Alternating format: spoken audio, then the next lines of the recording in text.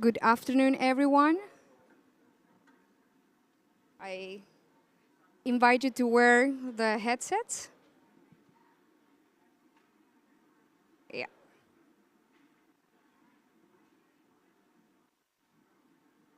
Yeah, super. Yeah, I think we are ready to go. Welcome to our event, the Waterways to Climate Action, bridging CBD and UNFCCC together. Uh, Today we also are celebrating Oceans Day, so it's very exciting, and I know there are so many events happening at the same time, so thank you for preferring our event. You're not going to regret it. We have exciting opening remarks from high-level invitees that we have for the event, and then we will follow by great discussion with the panelists, and we will have some also second part of the event. So to start with, I would like to invite to have a seat here to Bumpy Limon. She is the Ambassador of Sustainable Development and Director of Inclusive Green Grow at the Ministry of Foreign Affairs of Netherlands. So let's start. I think you might...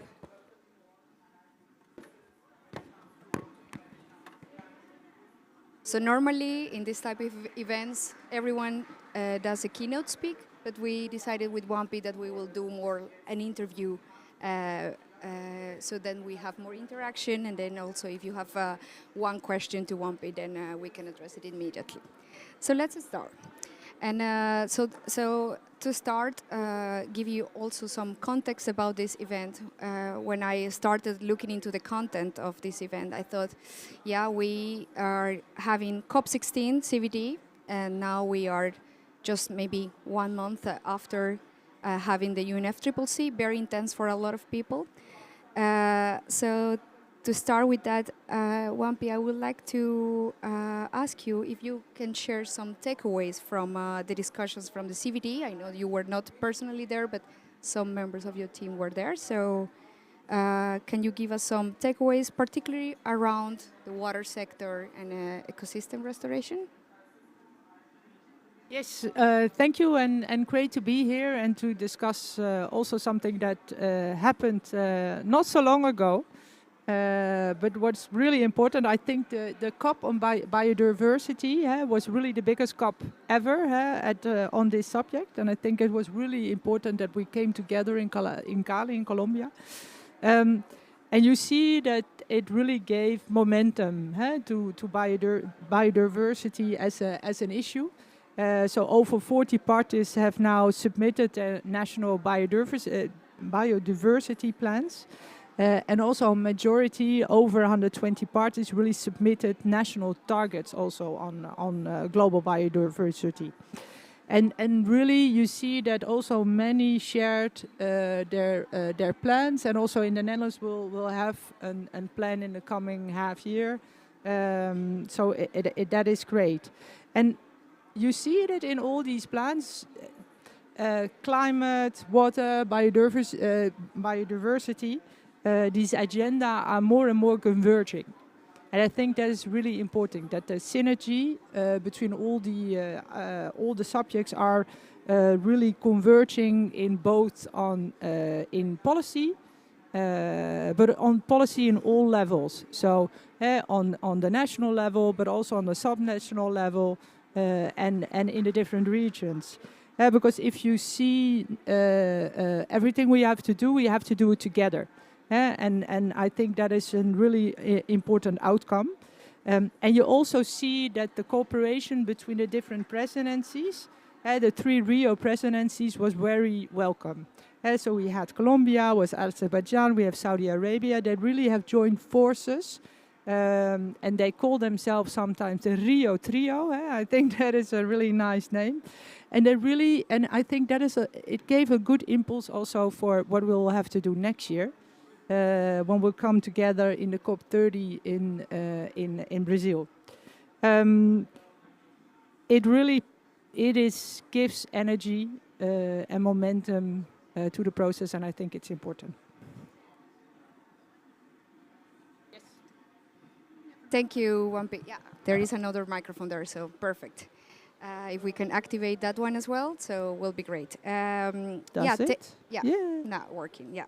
So thank you. Yeah, I think you did great remarks on that sense. I think a lot of momentum was gained at COP16. I'm proudly from Colombia, so very happy that my country took the leadership on that sense. You also touch up on the policy, and I think that's also how we can start connecting what's going on, what was going on there, and what's going on here.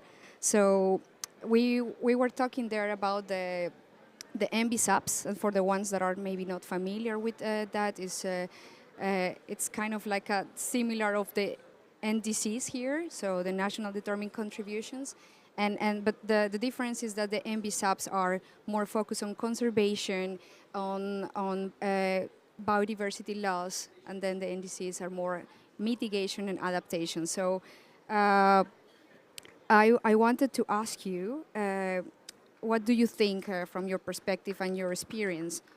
How can we can integrate the NDCs, the NAPs, also the National Adaptation Plans, and the MBSAPs to really come into implementation? Because I was really looking into what are these aim for, and they are having a lot of similarities, overlap, but not really coming together. So what do you think about that? Yeah, I think there it's really on country level that everything has to be integrated. I think that is really important. And although yeah, it's very difficult to get all these acronyms right, what is behind it is really a good idea. And a good idea is having a whole of government approach to these kind of issues, because you cannot deal with one of the issue without the other. And I think in that sense, what really helped is also the report of the Global Commission on water. It's a really excellent read for those who don't know the report. And they looked at water through the lens of the economy, but also used the economic lens to look at water. And there you really see that, we are all touched by this. So there is too little water, too dirty water, and it's really, we really need to take water also into account with everything, because if we don't do it, it's foreseen in the report that we can lose in GDP in 2050 from 8% till maybe 15%. So it's really high numbers. So especially on national level, we really have to think, how do we take everything on board, and how can we bring the expertise of companies, how we can find the finance, and put everything together in a package. Yeah, great that you are mentioning that, because that's exactly what we are going to discuss in the panel, how we bring consultancy firms, private sector, finance, and also NGOs. But now that you mentioned that the solution really needs to come at national level, I would like to ask you, you're from the Netherlands. Can you give us some insights about how is the Netherlands doing with this integration? Yeah, I think, it's a bit corny to say, but we, as in the Netherlands, when we made our first polders, we already had some experience to come together, get all the good, great minds together, and to have a multi-sectoral approach. You need to have the communities, you have to have the companies, but the NGOs, you have the local population to be included, because if they don't believe that it's needed or feasible, it's really difficult to have a sustainable process. So I really think it's about putting everybody together. And I think the NDCs and NAPs, they help, because you get everybody around the table. And if you see in the Netherlands, we are still also learning how to do that, because things that a couple of years ago seemed very easy. For example, we always had the problem of too much water. We found really incredible solutions for that, so we have a lot of expertise. And now we are also gaining more expertise on drought, which we didn't really have before. So you can really learn from each other and learn from the local level and scale. And I think maybe my last point, if you see in all these national programs, you see that if we approach it in a more similar way, also you can access also the transboundary issue of this. Because water doesn't stay in one country. You see here now in Azerbaijan, for example, where a lot of countries are also dealing with the same lake, of the same sea. So it's transboundary. Yeah, no, I think it's clear example on how collaboration can work, and I think we can all learn from the experience from the Netherlands. Do you have a specific example on this collaboration between government and private sector and finance institutions to really tackle the targets that we have on climate and biodiversity and water? Yes, in our case, we have, for example, the Knowledge Consortium, so NL 2120. And so we see some panelists who are here today, and they will talk a bit more about that. But I think that is a really great example where you bring the diamond, as we call it, so the Dutch diamond, so where you have knowledge institutions, you have companies, NGOs, public sector, bringing them all together. And to mobilize knowledge and resources at scale. So I think that is a good approach. And maybe to break it down even further, if you see, for example, in Vietnam, we are working on a project on aquaculture, where also you see that together with, of course, the Vietnamese counterparts, we're really trying to find smart nature-based solutions for their problem at hand. And I think that is really an approach that works, because it's quite small scale, but for the persons who are really dealing with this, it's hugely important. And we can also learn lessons from there and use that in other countries. So I'm really optimistic about these kind of approaches for the future. Thank you so much. I think this was perfect also to set the scene. Is there a question from the audience for WAMPI based on the conversation that we are having? Yeah, well, if not, we have a program full of interesting speakers. So I would like to thank you, WAMPI, to be part of this event, also to set in the scene and your contributions. Thank you so much. Thank you. Yeah. So, looking at the time, I would like to welcome our second keynote speaker. Perfect. So I would like to invite Ángel Ureña Vargas. He's the Deputy Director of Climate Change Ministry of Environment of the Republic of Panama.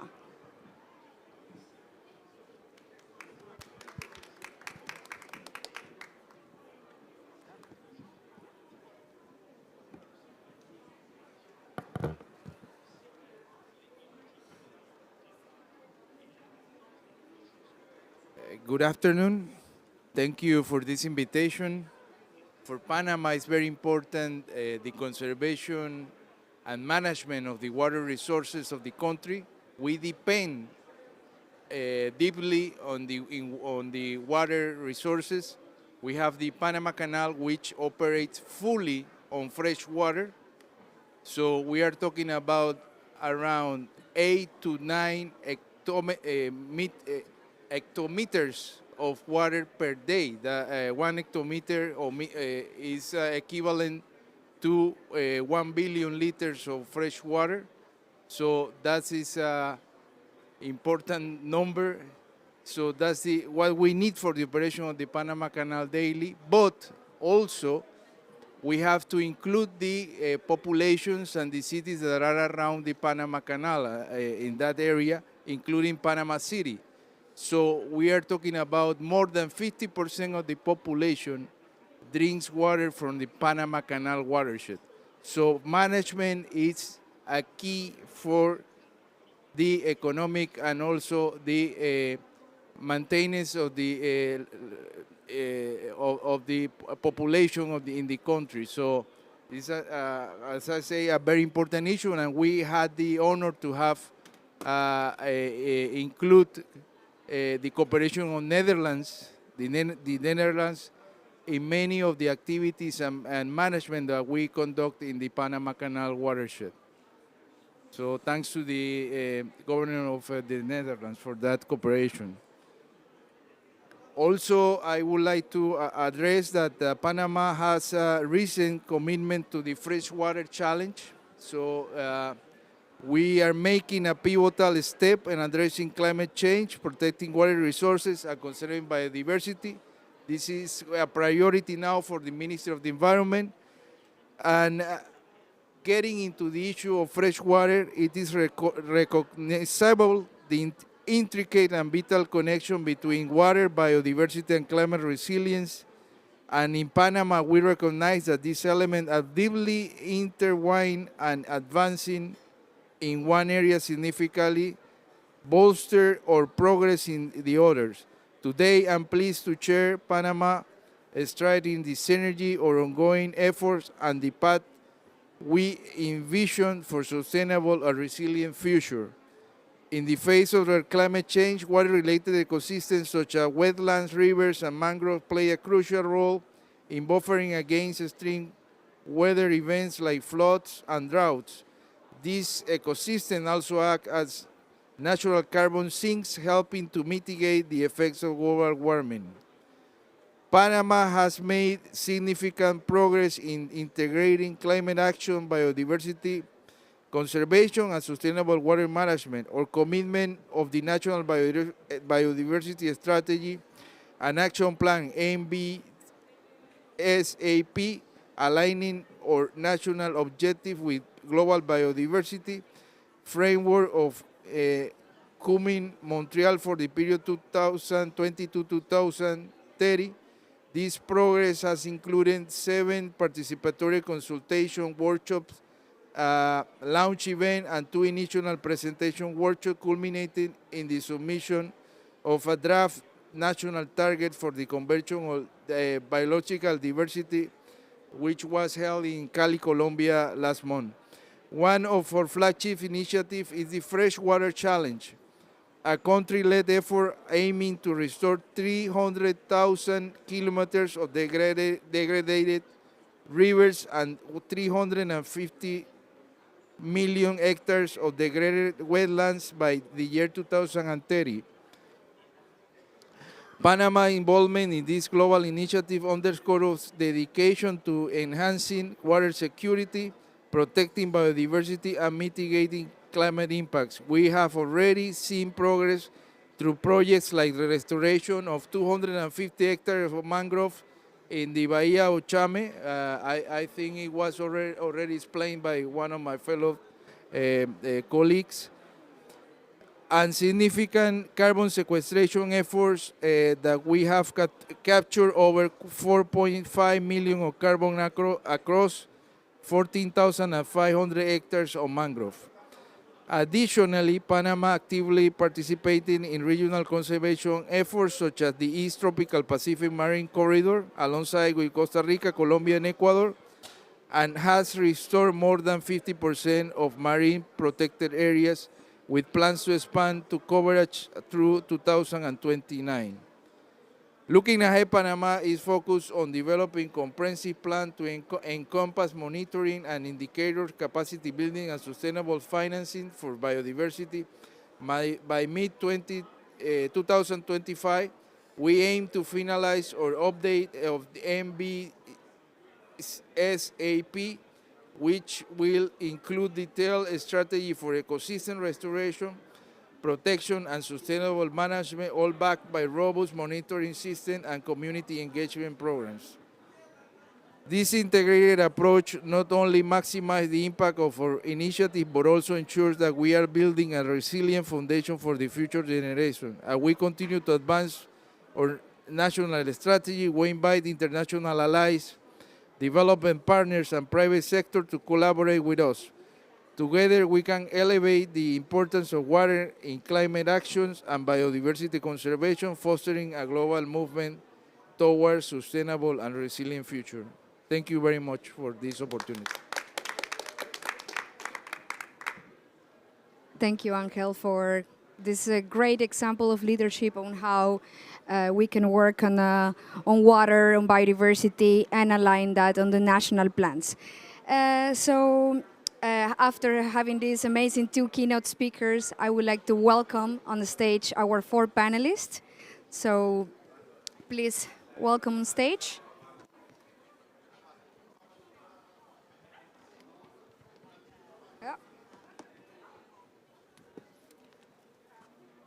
Super.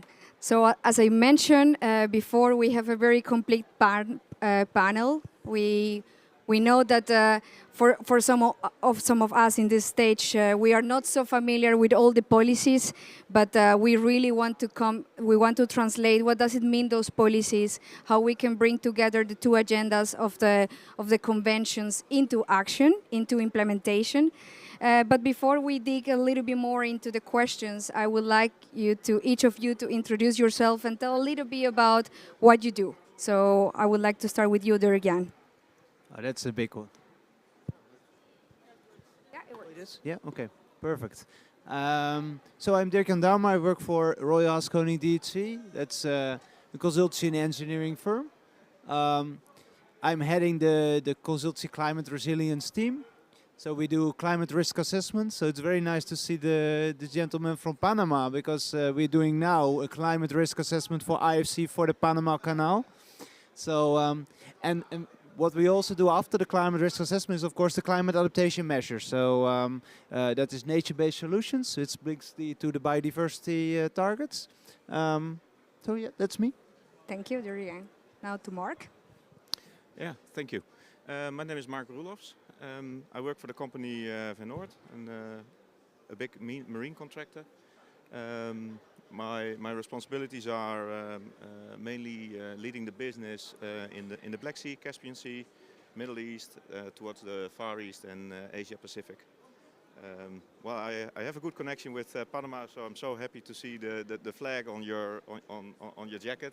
I had my kids singing the national anthem every Monday morning in the mat in the canal zone. So brings back really good memories. Thank you. Thank you, Mark. Paula. Yeah. Hi, everyone. Oh, it's my voice. I'm sorry for my voice. It's 2 weeks of COP, so it's almost gone. So I'm Paula Martinelli. I actually live in the Netherlands and worked at Royal Haskoning at one point. But right now I'm working for Wetlands International, which is an NGO focused on, as it says, wetlands, on the conservation and restoration of wetlands. And I have been involved in the Freshwater Challenge, supporting the countries to achieve their freshwater ecosystem restoration and protection ambitions. Thank you. Hi all. Despite being on this panel and having a Dutch last name, I am not Dutch. That is my husband's father, so I can thank him for that. My name is Inglis Mackay. I run the ESG Solutions team in Deutsche Bank. So what I'm responsible for is incorporating ESG in all aspects of our products that we offer clients, and working with clients to structure transactions that meet their ESG needs. So it's taking into account regulatory changes in the world, working with our partners to leverage all the knowledge we have to serve our clients. Thank you all. So yeah, I think it's also important for the audience to know exactly what you're doing and then how we are going to come with this panel. So WAMPI previously highlighted the importance of integrating water and ecosystem management targets into climate and biodiversity plans. I would like to ask you, from your experience, how are the countries doing in this area, and if you see this also, for example, on the private sector, if this is something that you really reflect on the ground. So who would like to start? Okay, since I have the mic, I'll just start. So Wetlands International, before the Convention on Biological Diversity, COP16, did an assessment on how much countries were actually including wetlands in their NBSAPs. The assessment we did was with the 24 NBSAPs that were submitted by October 8th. So that was not at that point a lot to take from, but it did show that 23 of the 24 NBSAPs were including explicitly wetlands, inland waters, or freshwater. So those were the terms that we were looking into it. By the end of COP, we had another 20 NBSAPs that were submitted. So talking in trends, it's a bit hard, right? We are not there yet at that level. And also there were over 100 parties that actually also started to submit their national targets, the GBF targets. But yeah, we didn't have enough time to look. But for COP29, we did decide to take a look at the other 20 NBSAPs related to specifically Target 8 of the CBD, which is about climate, so the integration of biodiversity and climate change. And there, on those NBSAPs, we actually saw that 89% of the submitted NBSAPs did explicitly mention wetlands and freshwater and inland waters. And out of the 11 countries that included Target 8, they were really mentioning wetlands. The 11 countries were mentioning wetlands in some form and shape. Thank you. Thank you. So to reshape a little bit the question, and this question is going to Mark. So, well, I work also for Vanor. I think I didn't introduce myself, but that doesn't matter. I'm colleague of Mark. As Vanor, we work on nature-based solutions and waterway of infrastructure. You have several years of experience on also nature-based solutions. So how do you see nature-based solutions, the work that we do as Vanor, closing the gap between the water management and climate resilience that the countries need and how Vanor is really helping on this? Okay, maybe to start and proper answer the question, I have to explain a little bit what Vanor does. So Vanor is a marine contractor working worldwide. Many people know us because of the Palm Island we built in Dubai, but we do so much more. So we have two main branches. One is the energy division, in which we really try to make the energy transition work by building offshore wind in many places in the world. I'm working in the dredging business, and in the dredging business we execute many projects in which we can apply nature-based solutions in the projects and incorporate biodiversity targets in the projects we do.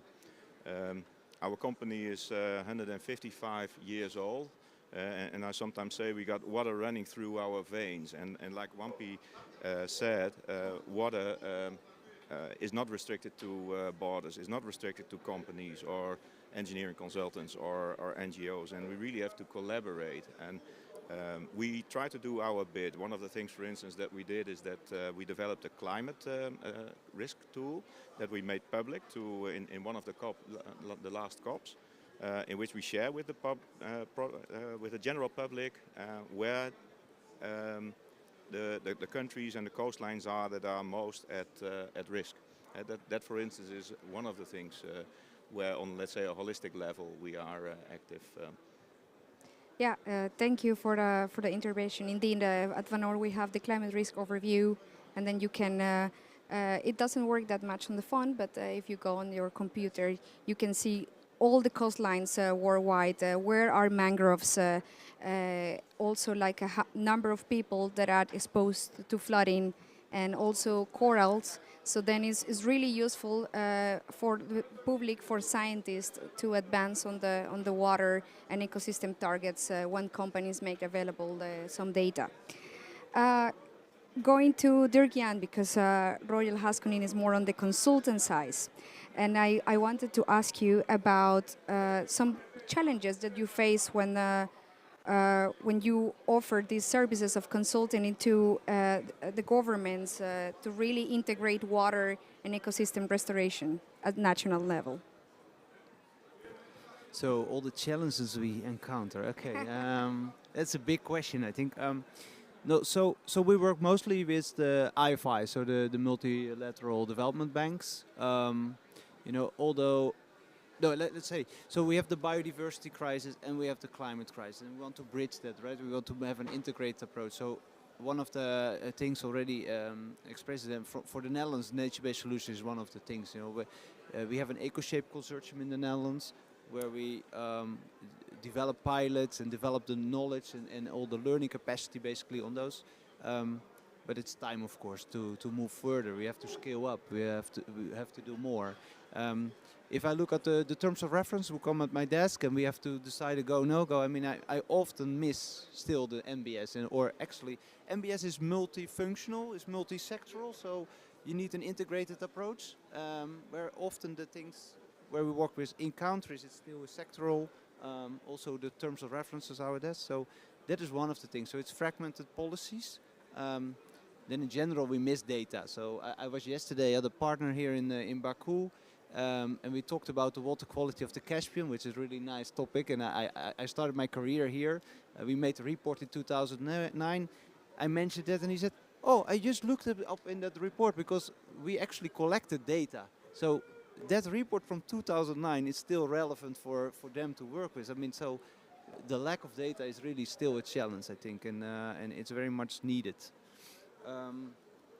Another thing, and that's more closer to is the funding part, because we work on project base, but if we need to scale up, if we want to do more, we need programmatic approaches, we maybe need more innovative finance to come there. So Yeah, thank you for pause that. there, otherwise I keep on going. Yeah, thank you for that closing remark, because that's a great bridge for our next speaker. So, Angelis, I would like to ask you also from your perspective, you're part of the Deutsche Bank, how the Deutsche Bank is making financial mechanisms available for countries to work on the NDCs and really achieve targets on water and ecosystem restoration. Okay, well, thank you for the question. I mean, the first thing I can say is we have made a huge push in sustainable finance. So to date, we've financed more than 350 billion of sustainable financing transactions according to our sustainable finance framework, and that includes a lot of water topics like water management, water adaptation. So you know, we're making a real effort there. Also, to give an example, we've done more than 110 bonds so far this year that touch on sustainability or are linked to sustainability in some form. So we're doing our part to fund, send money that way. I think we're also, you know, helping to make noise in the system that more needs to be done. We're a key partner of ORA, the Ocean Risk Alliance, Ocean Risk Resilience Alliance, and we were the first bank to sign up to Back Blue, which commits to being more stringent in how you look at water. So we have recently updated our ocean policy and put a lot more strict measures in. For example, restrictions on deep sea mining, stronger requirements in terms of legal clauses to protect sensitive areas. And then finally, I'd say we know we're bankers, we're not climate experts, so we've recognized that, and we've built out a nature advisory panel to make sure that we're doing what we can. So that's what we're doing on our own. But you know, more widely, I think what we do also is we offer financial products to our customers, right? And you know, there are a huge amount of financial products out there, and I think it's very confusing for clients because this area is moving so quickly, and a lot of the people who need this funding are actually some of the people who have the least financial training to do this, right? So it's a bit ironic that you can sit in New York and you can get a straight bond, but if you're in a small island state, you need to get a complicated debt for nature swap. So it's a bit of a strange situation, and I think it's one of the reasons why it's all breaking down, and we really need to help these people who need the, you know, to make it all more efficient. So just to give you a quick overview, in case you don't know some of the financial products that are out there, some of the that we make available, some of the more plain vanilla ones are the things you've heard about, like blue bonds, frameworks for governments. So that would enable governments who want to address climate and biodiversity. They can put a framework in place that has projects that span all of those, and you just issued a bond, and some of it can go to the different ones. So that's one of the things you can do. You can also do KPI-linked funding for government, where they say, okay, we might want to put in a KPI link to water adaptation or something like that, and they get a financial incentive in that financing linked to their progress in biodiversity or climate. Then you get the more funky ones, where you're including government or, you know, public-private partnerships. So that can be as simple as a guarantee, and you're seeing a lot of talk here by people at the Green Guarantee Fund and Nautilus that's starting. We've worked with guarantee corporations for our funding. In Africa, we've worked with guarantee corporations to help some of the less financially strong sovereigns be able to address these problems with help of guarantee and public-private partnerships. And that can go all the way to the very complex structures like debt for nature swaps. And to give you an example, some of those that you've seen in the market, Ecuador did a big one where they were able to restructure their debt to the benefit of the Galapagos Islands. That was and then there was another one. El Salvador has done one for river preservation, right? So that's another way to do it. But those are rather complex. And then finally, I'd say that I just want to make a note on the nascent carbon markets. Those are still very early days. We're not doing a lot there, but we're watching it very carefully. We can pre-fund offtakes. We can do things there, but we are watching that and we're advocating a lot for it. So in some, there's a lot more products even than that. There's outcome bonds, there's venture capital, there's a whole suite. I think the key I would tell you is we talk to our clients and we listen to our clients. And it's very bespoke to each client what they need. I had a great conversation with Mark. We're going to follow up after this on what we maybe could do with Van Oord. I think it's really important for you to go out to your bank and to leverage them. Don't try to become an expert yourself because it is very complex and it's changing all the time. So, collaboration, you mentioned that as well, is key. Yeah, thank you for the answer. I think it's very complete, and we can all agree in this panel, but also in the audience, that we really need collaboration. But also, how can we make it more effective? And for that, I would like to also try to go back into the field, what's happening nowadays, like the current situation. So, Mark, I would like you if you can reflect a little bit on our experience as Van Oord on this type of finance mechanisms and what needs to be changed. So to reflect upon that, many of the projects we do are quite large. So on the one hand, you need, if you try to develop a project yourself, you need some investment upfront to do the design, do soil investigations, things like that, biodiversity measurements, etc. But when you actually are going to work, you need quite a bit of money. And one of the projects I feel closely attached to is the project of Sali. You can look it up at the internet. We restored 5 or 6 kilometers of coastline through a combination of hard solutions, rock, but also soft solutions, sand. It restored and protected nature. It allowed fishermen to boat their boats on small-scale fishermen to boat their boats on the beaches again, and it improved the economy through tourism. Hotels were seeing the possibility to invest again.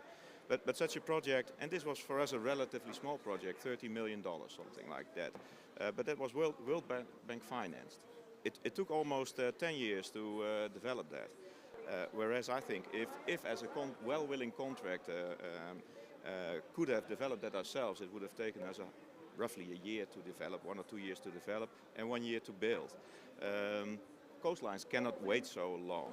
People are at risk. It's really so that is a bit our struggle. So when you ask what could improve, oh man, I wish that with our sectoral partners we had the possibility to rapidly use climate funding not only to develop projects but in a design stage, but also to have access to those projects in the execution phase. And as a company, we want to be held accountable. And an example is in the UK, we are working with the Environmental Agency.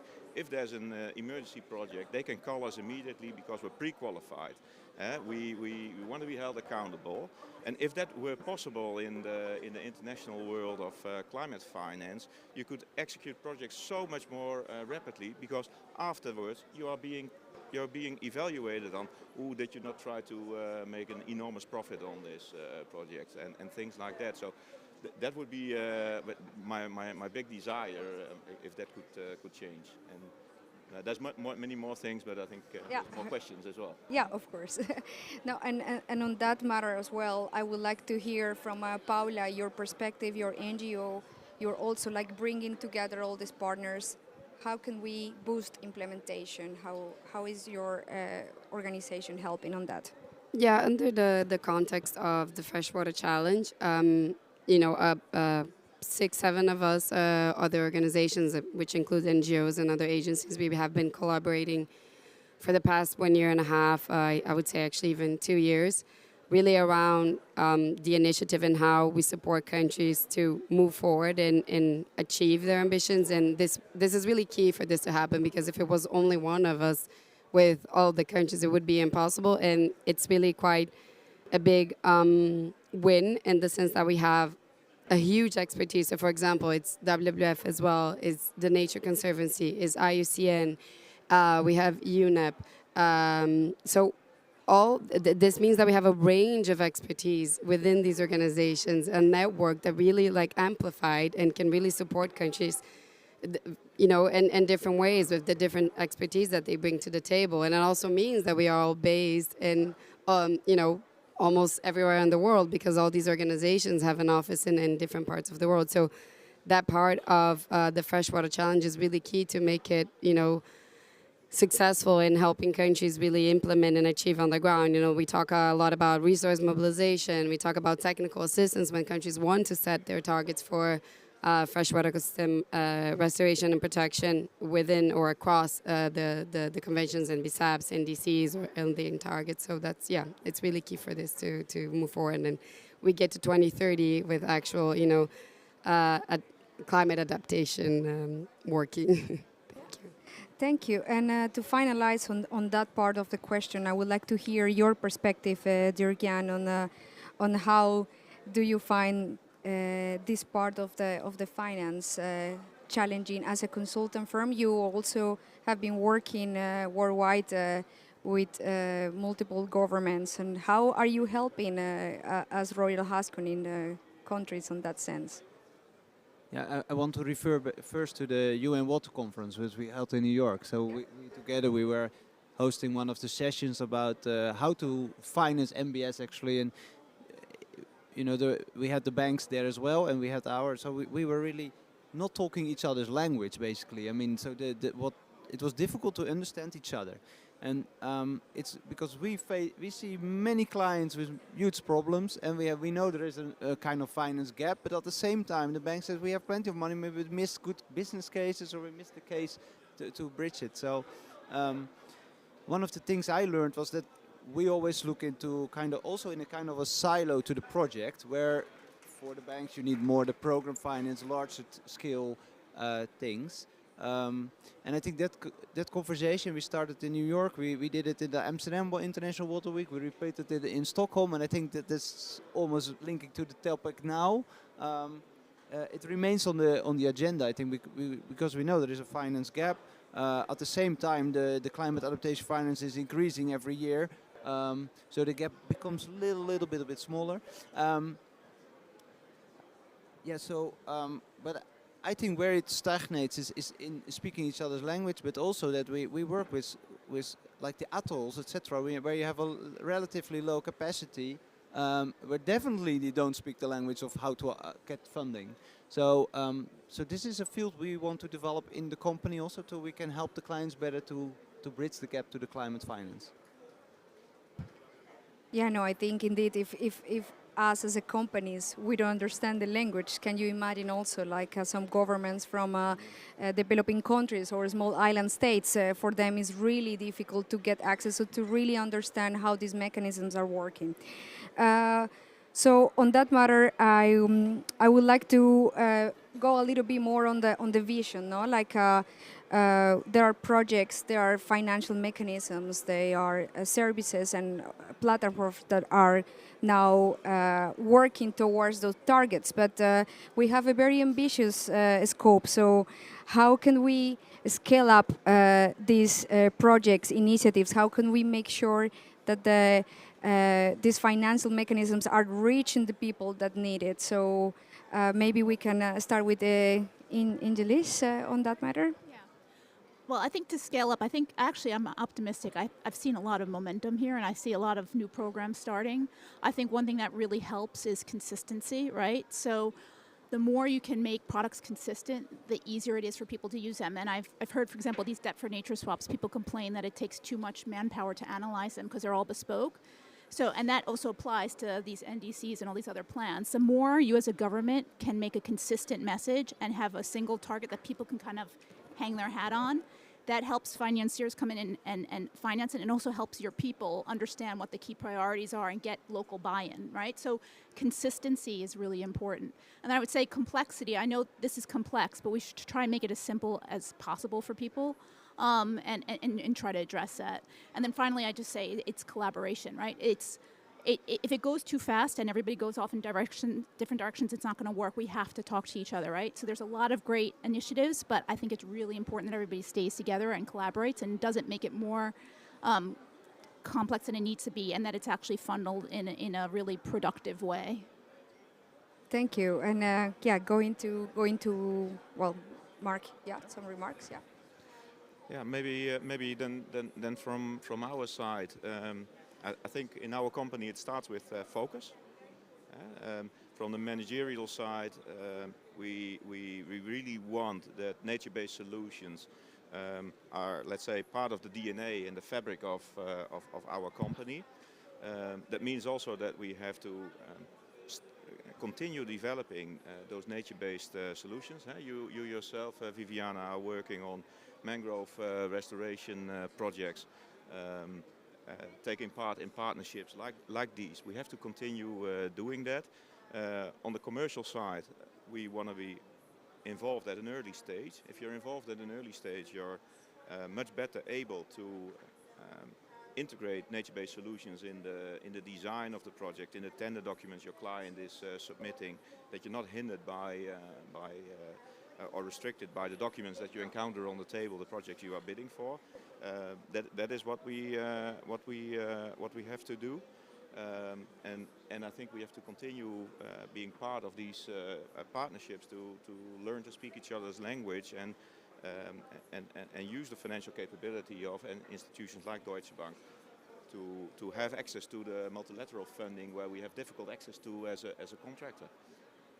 I think that's key on the scaling up of these projects that we have, and I think this is the only way to really reach to the most vulnerable communities, the ones that are in the front line of climate change. Yeah, maybe one thing to add to that, before forgetting, is that our product, our company, we are a very asset heavy company that has the effect that we are all about cycle times.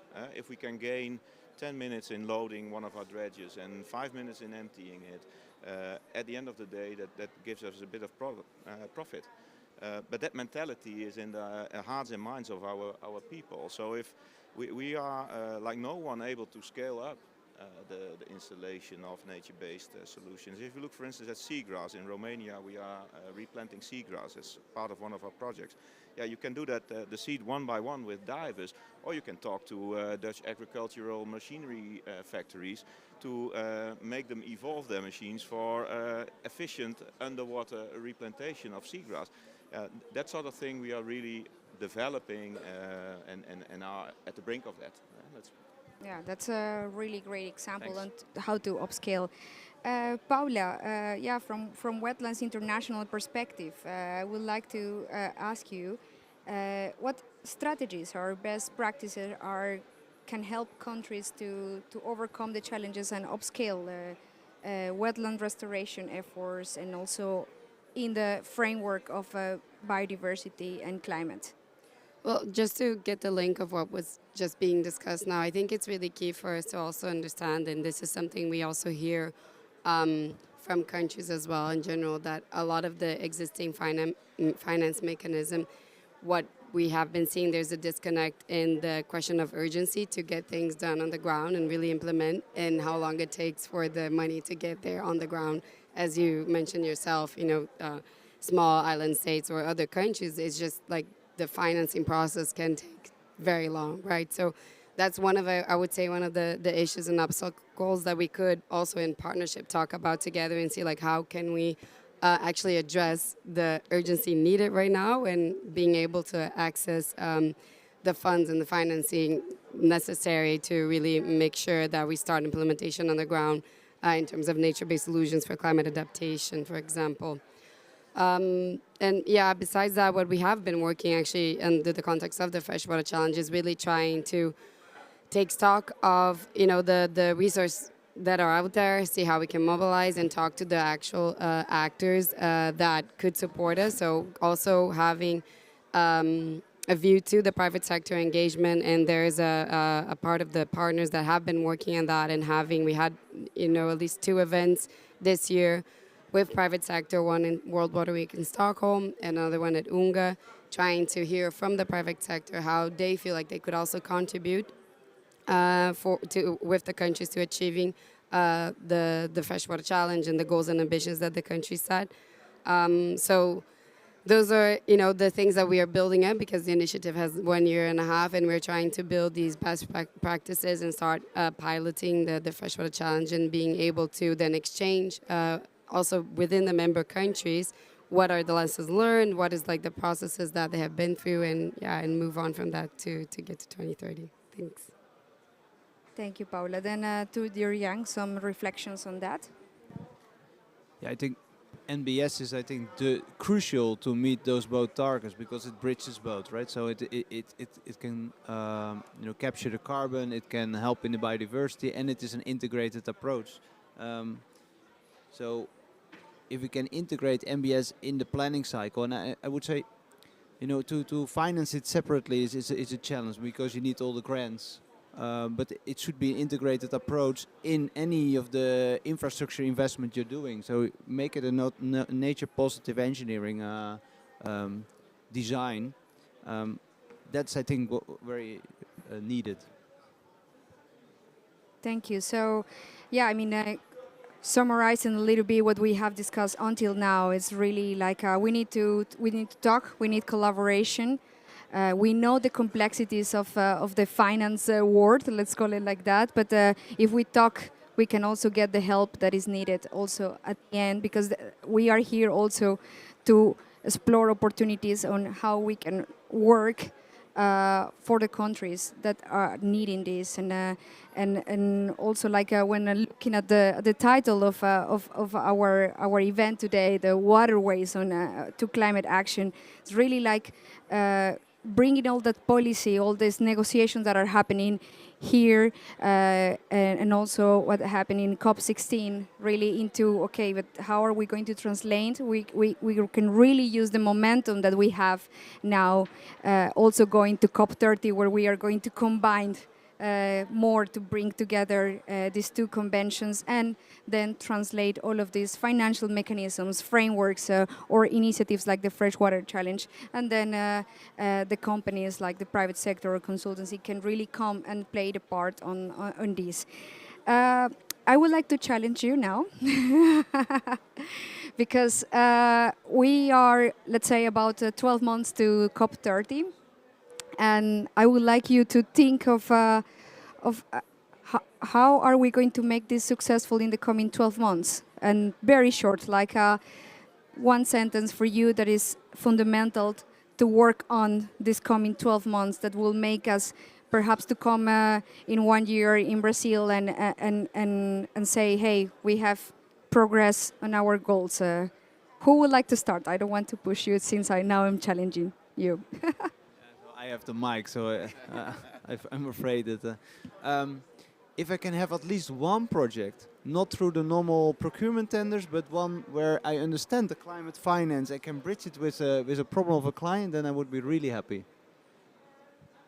Thank you. From our side, I would say not give up on the first disappointment. Continue developing the tools that we have, even if that costs a bit of money, because we need it, and it's very satisfying as well. I'll join the Freshwater Challenge as a non-state actor or as a state actor. Yeah. I would say leverage your networks and take action. So it's good to take time here to talk and to make frameworks and stuff, but it's not going to happen unless we do things. So leverage your partners, get together and do something. Make it in some small way you can. If everybody goes away and takes some positive action, then I think we're all going to move it forward. Yeah, great. So we will see how we are in 1 year time. We have a few minutes, I mean, like 3 minutes to one or two questions. It's someone. Yeah, let me give you the microphone. You, please, can you introduce yourself? Where are you Thank you. coming Sure. from? I am Samir Nabi. I am from Bangladesh. I work in IWM, water modeling. Basically, I'm an engineer, but then I switched to finance thing. Actually, after my MBA, I studied in Frankfurt also. It's very interesting, this climate financing thing. And when you talking about these problems the solutions there, but very recently, I am focusing on Bangladesh, and I am seeing that there is an immense potential, because we have lots of mangrove, and we are talking about these carbon credit schemes, and we are also talking about the gaps, how the climate finance can reach to implement the NBS, nature-based solutions, and we are talking about the maintaining the biodiversities. So my question is, do you have your plan to introduce carbon credit in the project formulation mechanisms? Thank you. I mean, this is something it wouldn't be we have a plan for you. This is something where we would work with your government and to see what works for you, right? So all of this is very bespoke at the moment to where the governments are and what their priorities are, what will go with their constituency, what their financing looks like, what their natural assets are. It is so bespoke, so I can't give a generic answer. All I can say is, you can contact me. I'm happy to have a discussion. I can say the carbon markets are, very early stage at the moment. And so, and there's a lot of challenges there, like the MRV is quite difficult. And there are challenges, but it would need, I can't make a blanket approach because it is so bespoke at the moment, right? So I know that's not probably what you want to hear, but it is the truth. And that's why you're seeing these very individual, like high headline deals when they come out. They're a big deal because they are each so bespoke and they are so noteworthy. Whereas in general finance, you don't see that. They do dozens of deals a day and they don't make headlines. Thank you. Any other question from the audience? No? Okay, well then with that I would like to close the panel, but please a warm applause for the panelists, and yeah, I think you did it great. And I hope that we can come with a nice collaboration. Now I would like to give the voice over to Paula for the second part of this event. Yeah. Thank you. So I am going to start my presentation, Freshwater Challenge, and continue.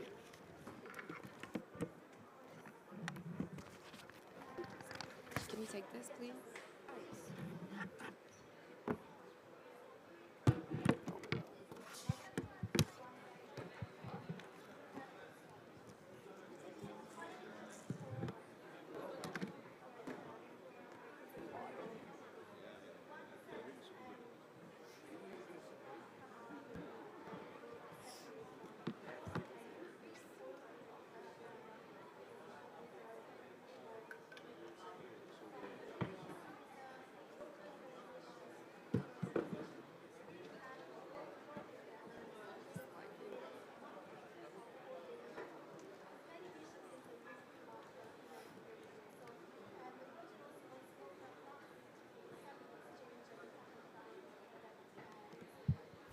Sorry, I was looking for the slide thingy.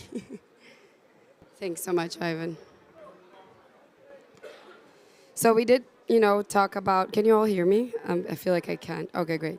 Talk about the Freshwater Challenge, but I didn't have a real chance to explain what that really means.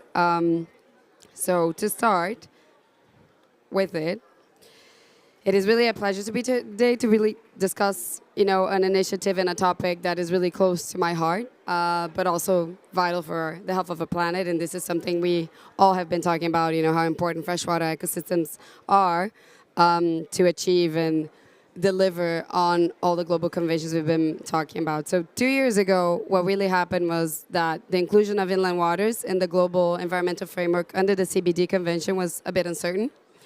But thanks to the advocacy of champion countries and organizations, they made that happen. So we got targets 2 and 3 to actually mention inland water, setting a target of restoring and conserving 30% of degraded ecosystems.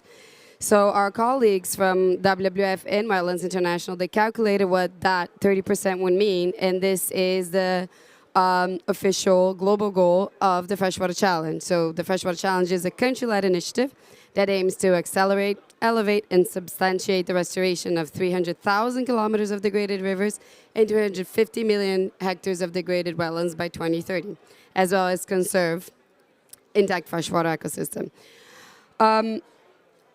I'm trying just to move it here. So the initiative was launched at the UN Water Conference by 6 countries. That was Colombia, Mexico, Ecuador, Zambia, DRC, and Gabon. That was a little over a year ago now, we're a year and a half, and has since gathered support from countries across the globe, which really shows you the momentum, the urgency that countries do see in gathering around the Freshwater Challenge, around their freshwater ecosystem. At COP28, we had a ministerial event where we had over 30 countries join. And today we have 47 countries, plus the European Union. The last country to join was Panama, who earlier here was talking about the Freshwater Challenge as well. And what did the countries, what does it mean to be joining the Freshwater Challenge? So these countries are really committing to the attention of adding freshwater ecosystems, protection, and restoration visible in the relevant national plans. So what I mentioned before, NDCs, NBSAPs, LDN targets, and so on. And target setting, as also I mentioned, is one of the, let's say, services, something that we support countries that consider this a priority. And another principle, the Freshwater Challenge, is holding, national dialogues, having a whole of government and a whole of society approach. And this morning I was in a panel with the United States where they have really good example of how that has been implemented with the Freshwater Challenge America the Beautiful challenge. And another thing that we also talked about with the countries is having then this global, elevating freshwater ecosystem at the global stage. And for example, Gabon has been doing that as well, leading a freshwater challenge draft resolution for the conventional wetlands, which we talk a lot about the 3 Rio conventions, but the conventional wetlands is actually very much also key and central for us to achieving our goals around the freshwater challenge and what countries want for ambitions on their freshwater ecosystems. So right now, what I mentioned before is that we are in this development phase. So we are talking to countries, co-developing the initiative with them as a country-led initiative, talking about key structural and governance forums and functioning. And this is what happened, in 2024, just to have an idea. So the first thing that we did this year was having the first Freshwater Challenge country meeting, where we did have these discussions that I just mentioned.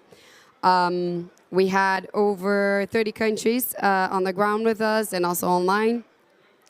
And after that, I did mention that we had 2 private sector engagement meetings, one in Stockholm and another one at Unga. At Cali, we also have a Freshwater Challenge event where we did have the Vice Minister of the Ministry of Environment of Colombia, where we talked about Freshwater Challenge and showcasing NBSAPs. And freshwater inclusion. Here in Baku, we already had almost, right now we're at the Nature, Biodiversity and Ecosystem Days, but we'll also be at the UNFCCC in Riyadh, where we're also going to talk about the Freshwater Challenge. There's the One Water Summit, so there's a lot of momentum and events happening, just to give you an overview of how we have been engaging at the global level with the countries, really bringing elevate freshwater ecosystems, as this is really key to make sure that the Freshwater Challenge moves forward and continue with its momentum. I would like now actually to then give the floor to the countries actually implementing the Freshwater Challenge at a national level. So I'd like to invite, or maybe should you already? Yeah, Olivia, would you please come to the stage, since you will talk after Iada, who sadly is not here with us, but she is online and we're going to get her. Teddy Taylor, please, from Liberia, can you also please join us? And Eric is going to be talking, Eric O'Reilly from WWF, he's going to be speaking on behalf of the government of Kenya, because WWF has been working with the Kenyan government very closely on the implementation of the Freshwater Challenge. But now I'll give the floor to Yada. Yada, you're online? No? So while we wait for Yada, then can we start with you, Olivia? Is that okay? Yes. Great to see everyone. I hope you can all hear me well. I'm Olivia Urbanski. I'm with the U.S. Department of State on their water team. And so I'm very eager to talk a little bit about the Freshwater Challenge and the United States' specific involvement in this global initiative. As we've heard today throughout this event, freshwater ecosystems, including lakes, rivers, wetlands, do play a critical role in mitigating and adapting to climate change, and also in feeding and protecting our communities. They act as natural sponges that absorb excess rainfall, they reduce flood risk, they provide cooling effects during heat waves and buffer against cold spells, recharge underground aquifers, and sequester carbon. The list really does go on and on. But despite the vital role that healthy rivers, lakes, and wetlands play in water security, they continue to disappear at an unprecedented rate. 1/3 of the world's wetlands have been lost in the past 50 years, and freshwater habitats are in worse condition than forests, grasslands, or coastal ecosystems. Therefore, the Freshwater Challenge represents a united global effort to restore and conserve our planet's vital freshwater ecosystems and aims to secure a resilient and sustainable future for freshwater resources. That's why the United States did join the Freshwater Challenge one year ago at COP28 in Dubai. And so on behalf of the United States and President Biden and Vice President Harris, from day one, we set forth the most ambitious climate, environment, and water agenda in the history of the United States. As a part of that agenda, in April of 2024, the White House convened a state, tribal, business, and local leaders from across the country for a White House Water Summit, where the administration announced a new goal and a new partnership to conserve and restore freshwater resources. And that is called the America the Beautiful Freshwater Challenge, which sets a new national goal to protect, restore, and reconnect 8 million acres of wetlands and 100,000 miles of our nation's rivers and streams by 2030. To achieve those goals, this America the Beautiful Freshwater Challenge, which is kind of our domestic franchise of the global challenge, calls on states, tribes, interstate organizations, cities, local communities, businesses, and other private sector entities to advance their own policies and strategies for conserving and restoring America's freshwater systems. And as we all know, now more than ever before, partnerships at all levels are so crucial. Our administration purposefully invited partners from the private sector because we know that we, as the government, could not do this on our own. Now there are over 210 members who have signed on to the America the Beautiful Freshwater Challenge, and more are joining every single day. But also partnerships at the global level are so crucial because despite freshwater ecosystems being on different continents, ecosystems can also face similar challenges and therefore provide similar opportunities for solutions. And so events like this, international events like COP, are opportunities for us to share those solutions with one another. We can have the Global Freshwater Challenge showcase innovative solutions, share best practices, and provide opportunities for technical exchange, formal partnerships, as well as informal partnerships. I think we all know the value of having kind of informal conversations at events like this, and those can really spark opportunities to have new opportunities, new action, and collaborative solutions.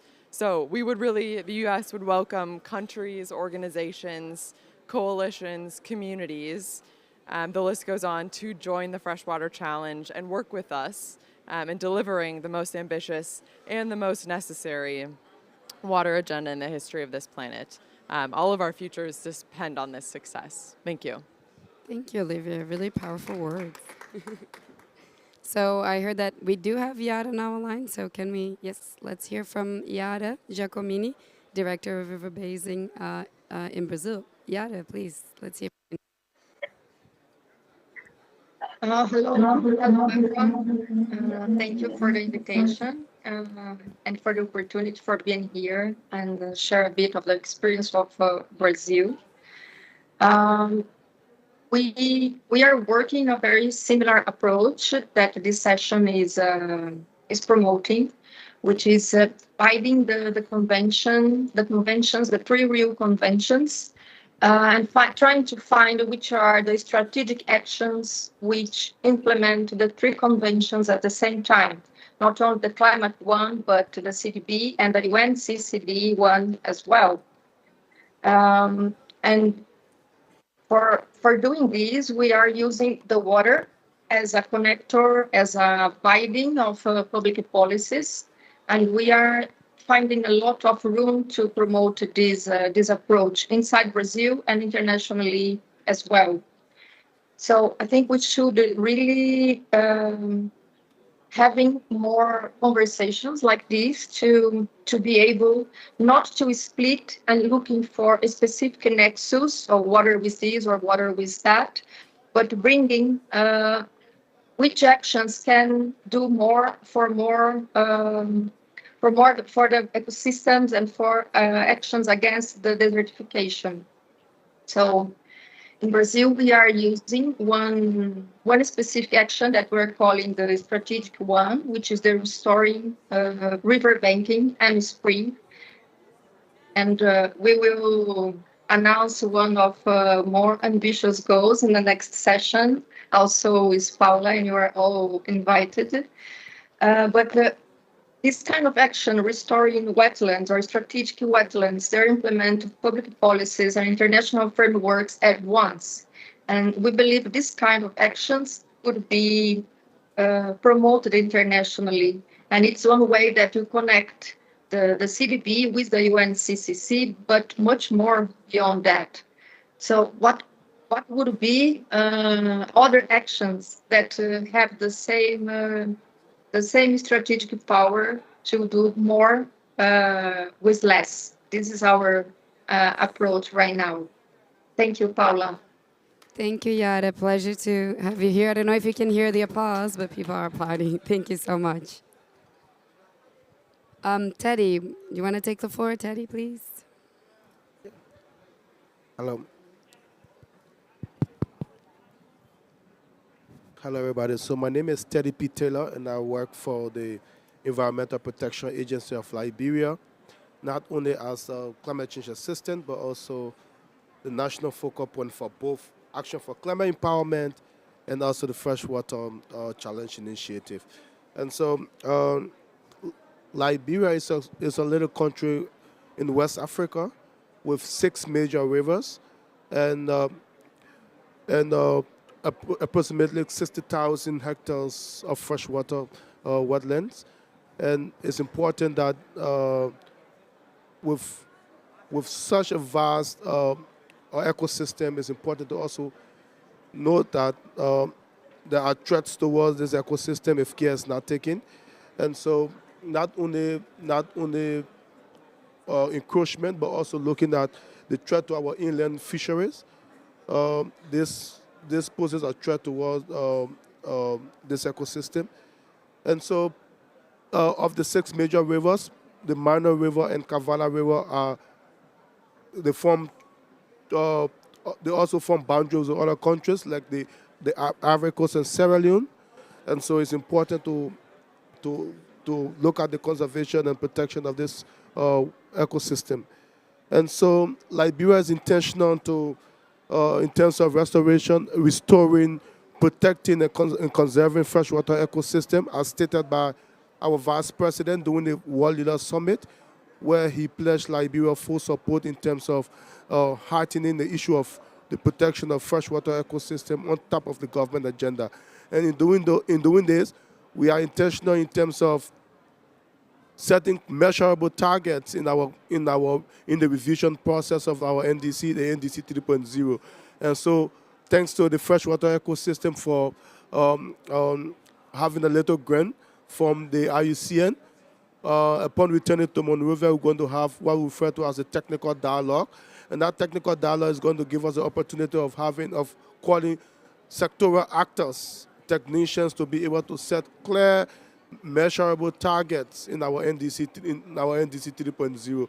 And so it's important to note that beyond the technical dialogue, we also pushing toward having a robust stakeholder consultation that would be able to look at the targets set for by the technicians, and we can have inputs from other meaningful stakeholders across the country. And where do we go from here after the revision process of the NDC or the formulation of the NDC 3.0?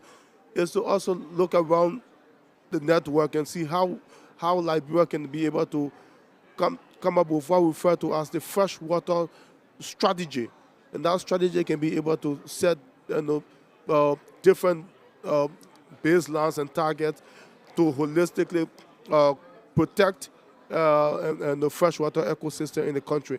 And so, yes, there have been fragmented effort, but we think this is an opportunity where we can be able to address the issue of protection and conservation of freshwater ecosystem holistically as a country. Thank you.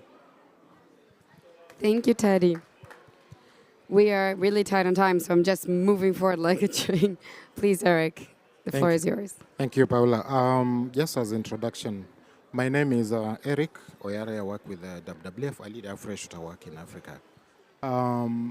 Kenya, the country I represent here in terms of the freshwater challenge, is a very water-scarce country in terms of its background. About 65% of the country is considered arid and semi-arid. The water resources, and especially inland water resources that we still have, in terms of data and inventory maps, we have about 8,300 kilometers of rivers, which are facing a lot of threats, including damming, including encroachment on riparian land, water pollution, agriculture, especially irrigated agriculture. Wetlands, we have, in terms of wetlands inventory, we have about 6 wetlands which are designated as Ramsar sites, but again facing a lot of threats, especially land use, land cover changes, overpollution in terms of fertilizer use from agriculture upstream. And therefore, bringing that into especially the institutional and legal political arrangements. Currently, the country is operating within the Water Act 2020, which has a lot of comprehensive cover on freshwater ecosystem restoration and protection. And therefore, when the freshwater challenge as an initiative was launched last year, Kenya became one of the signatory countries during the event that was held in Dubai at COP28. And after that, just quickly in terms of progress, the country has officially appointed a focal point who is with us at COP. He was not able to join this session. We've also, as a country, mobilized the coalition partners, WWF working with IUCN, working with Wetlands International, working with the Nature Conservancy, to form a national steering committee, which is looking at how do we employ a whole of government, whole of society approach in terms of the 2 key next steps that the country needs to do. But very, very fortunate milestone around that is from around March this year when the focal point was appointed, the country quickly convened, and there's a national steering committee that I've already mentioned. And that national steering committee, especially with support from WWF and the Nature Conservancy, have supported already a spatial planning process that has already provided data that we are using in terms of target setting. And those targets, the preliminary targets, have already found their way into the country's NBSAP, which was submitted in August this year. So very key, and we've, in terms of analysis of that NBSAP, out of the 8 targets that were submitted, 3 of those have something to say about restoration of freshwater ecosystem and protection. So I want to say that in terms of next steps, what do we have? We are looking at, by early next year, how do we again convene, finalize target setting, prioritize restoration actions, but also influence the upcoming revision and ongoing currently of NDCs and NBSAP and NAPs. And that for us is very key, because as we move towards 2025, the implementation period, what are we going to, put and build as a pipeline of fundable nature-based solutions under the restoration package of the freshwater challenge? So I think for me, the word I'm living here in terms of Kenya's preparedness, and even the rest of our countries, the 20-plus countries in Africa, what WWF and the other coalition partners are doing is how do we get ready as a region that is highly ravaged by the impacts of climate change, so that when these funding deals are the NCQG that we are negotiating, once those commitments are already ready for disbursement, they meet a fundable pipeline from Africa in terms of freshwater ecosystem restoration and protection packages. Thank you. Thank you so much, Eric, to all of you for giving a good overview of the progress that you have been having in your countries with the Freshwater Challenge. And before I give the floor to our last speaker who's going to do a little closing, I wanted to ask the audience if anyone had any questions to our panelists. Well, not really panelists, but speakers. No, we are good. Okay, thank you so much. And James, can you please then join us? Yes, for some final words.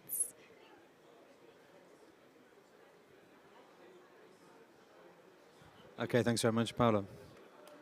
I won't take too much of everyone's time, but my name is James Dalton. I'm the Global Director of Water and Wetlands for IUCN, one of the partners of the Freshwater Challenge. It's great to have everyone here listening in to the countries talk about their experiences with it.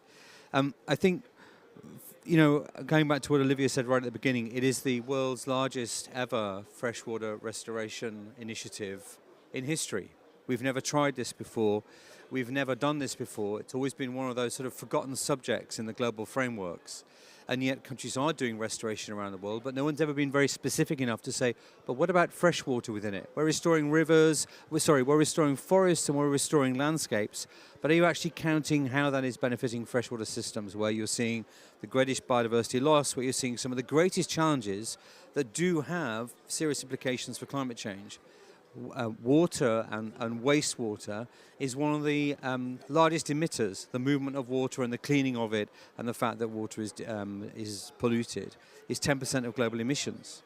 And so consequently, the cleaner our systems are, the better protected they are, the better managed they are. We also reduce emissions from those freshwater systems as well. So there is a real mitigation, a real adaptation, and a real biodiversity benefit from the Freshwater Challenge and the work that it entails. And that's why there is this important link. So countries signing up to this can achieve multiple national and multiple international framework goals, such as the Convention on Biological Diversity, the Convention to Combat Desertification, and the UNFCCC Convention on Climate Change. Through particular activities that restore and protect freshwater systems, you can improve land degradation neutrality, you can improve biodiversity, you can improve adaptation, and you can improve mitigation. And I think all of the countries that have spoken today are demonstrating how they're taking their sign up to the challenge forward, taking those two major goals on restoration and implementing them at the national level to mobilize action, mobilize stakeholders. I think importantly, going back to the beginning of this session,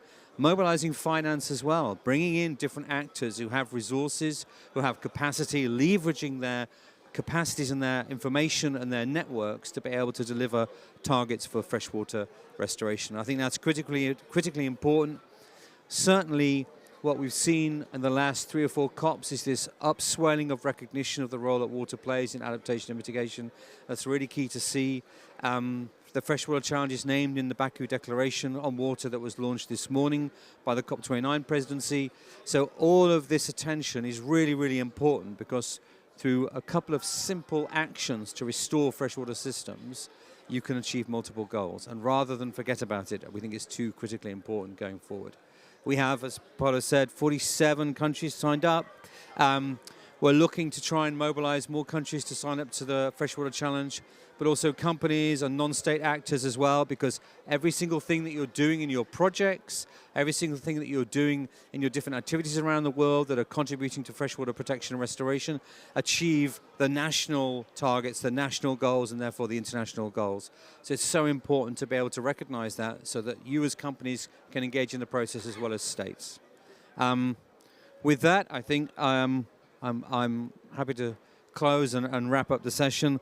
Thank you very much to the speakers who've been presenting the information to us, and to Iara online as well. I see Iara rarely, but it's always on a large screen.